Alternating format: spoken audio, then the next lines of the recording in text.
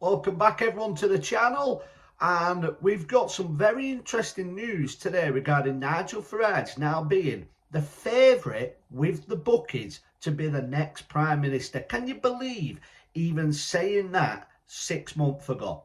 And more bad news for Keir Starmer in regards to 20 Labour councillors, something I've never seen before, quitting the Labour Party, and one of them actually being the leader of his council. Now, this has been being covered around the media, but I don't think, because this is talking about a local level, just how important people realise this is on the downfall of the Labour Party, maybe, but most definitely the downfall and the end for Keir Starmer. So before I talk about them two stories, can I please ask you to like, share and subscribe? So first of all, with the 20 Labour councillors. So this is a council from Broxtown Borough Council in Nottinghamshire, and the Labour Party, the 20 members of the Labour Party, said it is with a heavy heart that we can no longer be in a party that has abandoned traditional Labour values under Keir Starmer's leadership. And it goes on to talk about the winter fuel payment, the WASPy women, and a lot of the other stuff that Keir Starmer's done, like raising the national insurance on businesses. But I think from the more left-wing traditional Labour supporters that we may not agree with the views, but these are people who truly believe in what they say and they're standing by the morals. So like I said, we may not agree with the policies. I certainly don't agree with a lot of left-wing policies. Every year I get older, I think I slightly more go to the right from the left. But regardless of whether you're on the right, left, centre, wherever you are, I think we can all agree that you make a promise to your voters, like the WASPy women, you should honour it. And the winter fuel payment has nothing to do with being left or right. It's just about caring for your community and the most vulnerable there. But what's very interesting about this is that the actual leader of the council has actually quit as part of these 20 Labour councillors. Now, I've mentioned on this show before, I'm an independent councillor in Wigan. Now, in Wigan, 75 councillors, 64 of them are all part of the Labour Party. And I cannot imagine a world or anything that Keir Starmer could do where any of those Labour councillors would quit, never mind the leader. And I'm sure these councillors was the same. But it shows a tipping point that Keir Starmer not only is pushing his base of voters away, but his actual councillors. So you think about things like immigration. This isn't one of their top priorities, but that's making us even more angry with Keir Starmer. So you would think, well, he might be keeping hold of his base, but then he's doing things to them to anger them, where they're leaving him in mass numbers. So full credit to these Labour councillors. But for a leader of the council, that's the most powerful person in this borough, in this town. 20 years he's been a Labour leader. I think he said he's been being a member for far longer. As actually, that's so disgusted that he's now going to stand as an independent. Now, for someone like me, I like being independent, but for someone who, let's be honest, is a career politician at that level, to suddenly quit from being leader, the responsibility that gives, the extra money, to be fair, that he'll get. He's so disgusted with Keir Starmer that he stands in protest. Now, the comments from the Labour Party are interesting because they're simply in denial. They don't realise themselves just how devastating this is. And they just say basically, what a shame it is that some members don't agree with us, that they're going to go and be on their own, and they kind of just brush it aside thinking they'll win those 20 seats. But I guarantee you, that group of independents, if they stay independent and are willing to team up with other people, will win that council. That will be a council that will fall out of the Labour Party's control. And that would be great if we could see more Labour councillors now follow suit. Forget you're a career politician. Forget your allegiance to your parties, and remember why you took the job. You took the job to be a councillor, to represent your residents. And that's the problem with councillors and MPs. They forget that along the way because of the perks you get for being a very, very good councillor or MP and just going along with the status quo. That's certainly something I never will be.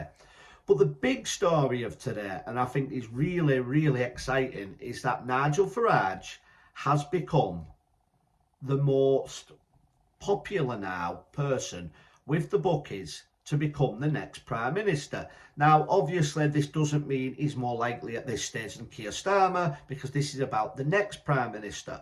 Coming in after Nigel Farage is Kemi Badenoch. That means that the bookies, now remember this, we saw this in America, the bookies was absolutely spot on with the election with Donald Trump. The bookies are saying that if it's not Keir Starmer, take him out the equation, the most likely person to be in number 10, to be the Prime Minister between the Conservatives and Reform, is now the Reform UK party. That is unbelievable. I think because of this such quick rise from Nigel Farage and the Reform Party, that we're getting a bit used to it. We need to take a step back and think, wow, Reform are now more likely to take government than the Conservatives. Even 3 weeks ago, this would have been unthinkable. So Kemi Badenoch and Angela Rayner are the next in line. Now, the reason it's Angela Rayner is because the bookies can see, as we can see, that Keir Starmer may well be finished. But they must feel like it is more likely that Keir Starmer can survive the next 4.5 years and Farage wins rather than the Labour Party get rid of him and Angela Rayner takes over. Now, I think Keir Starmer will not see the end of this term. The Labour Party will turn on him when the next general election starts to creep up and they can see that they're going to lose 300 seats, because it's 200 at the moment with the bookies and the pollsters. It will be 300 seats the way they're going. They will, in a desperate attempt, just like the Tories did with Boris Johnson, and it'll probably be a mistake, they will get rid of Sir Keir Starmer. Now, what will be interesting is who do they put in his place? So if the left-wing nutters of the Labour Party, and I'm sorry if that offends anybody, but I've worked with these people now for the best part of 10 years, the left of the Labour Party are fruitcakes, the nutters. And if they pick somebody like Angela Rayner, that is the best thing possible for Nigel Farage. So what could stop Nigel Farage at this moment? Well, it's going to be on the next subject, on the next video I want to do, and that is the rise and popularity of Tommy Robinson. This is becoming a bit of an issue for Nigel Farage, and I think what Farage should do is, instead of criticising Tommy Robinson, say, look, I'm not having Tommy in the party, like he does say. We have our aims. This is Farage's fault, it's not necessarily mine. We have our aims, but don't slag him off. There's no need to upset any of your base. Please don't do what Keir Starmer's doing. But I think Farage is human like the rest of us, and when he feels he's under attack, he comes back. We all do it with quick responses. And the next problem I can see possibly for the Reform Party is the Conservatives changing their leader. So Robert Jenrick will be most likely to take over when Kemi Badenoch gets the axe, because let's be honest, she just can't seem to grab any headlines. But Jenrick will change his colours so quickly, and he will act just like Nigel Farage, and he will never be as good as Farage. But what he will do, he will take some votes from people believing the Conservatives are more likely to win. Hands up, I did the same thing in 2019. My heart wanted to vote the Brexit Party. I ended up voting Boris Johnson because I believed he would get Brexit done. In hindsight, it was a massive mistake because we didn't really get Brexit, did we?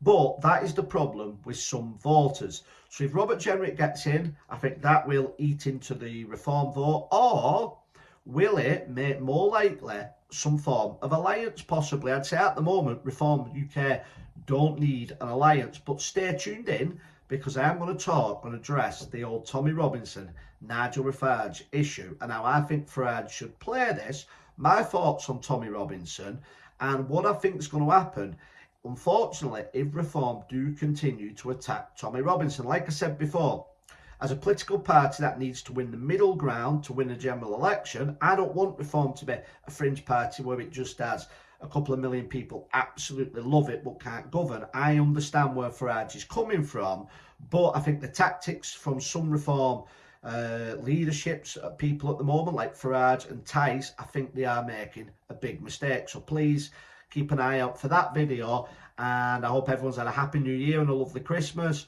Please like, share and subscribe to the channel, and I'll see you on the next video.